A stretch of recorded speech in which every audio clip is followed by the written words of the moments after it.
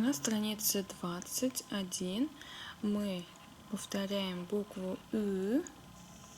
Для тех, кто не знает, мы учимся произносить этот звук.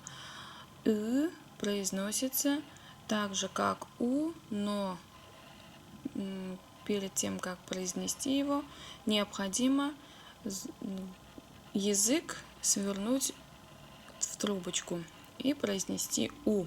Получится «ы». «ы», «ы». Мягкая версия буквы и звука «у». Слова, начинающиеся и содержащие данную букву. Ördek – утка, bure – буре, волк. Данные слова с мягким произношением. Мягкое произношение означает, что есть мягкие гласные. Вот дана таблица. Давайте посмотрим, а что такое мягкие гласные? Мягкие гласные, они произносятся мягко. И, и. А твердые гласные твердо. О, а, о, у, ай. Посмотрите, внизу есть задание. Необходимо сказать, сколько всего предметов или героев, изображенных на картинке. Давайте следовать стрелке. Нище. Нище – это сколько? Нище. Так, давайте-ка посмотрим. Вот, например, кишер. Нище кишер. Стрелочка, конечно, в эту сторону, но нам можно и в другую. 7. 7 по-татарски будет жиде.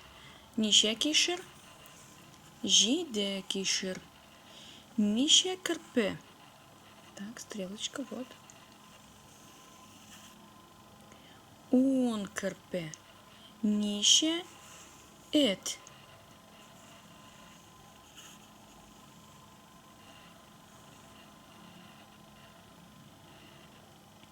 Так, у меня потерялась. Тугаз эт. Еще щенок может быть переведен как май или эт-баласа. Эт – это собака, а эт-баласа – это щенок или май. Тугаз эт-баласа. Тугаз май. Тугаз эт. Нище песи. Стрелочка. Биш песи. Нище бака. Вот стрелка. Üç baka. Нище сандуғаш. 6 сандуғаш. Это кукла. Нище куршак. 8 куршак. Нище күлмәк. 4 күлмәк. Нище куян. 2 куян. Нище кояш. 1 кояш.